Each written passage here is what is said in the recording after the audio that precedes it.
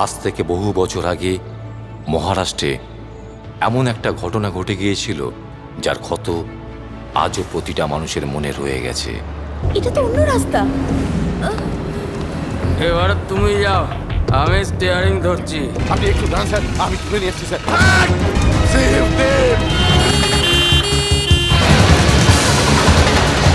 তদন্ত শেষ হবার আগে পুরো খবরটা যেন কেউ না পায় সেটা দেখবেন। Right sir.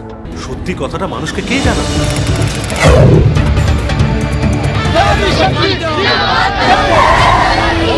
আমার মেয়েটা কেমন আছে?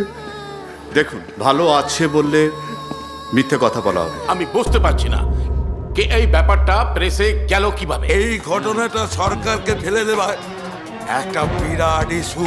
সরকারের গায়ে যদি ছিটে ফোটা দাগ লাগে তাহলে আপনার সার্ভিস বুকে সেটা লাগিয়ে দেব। আমার সাথে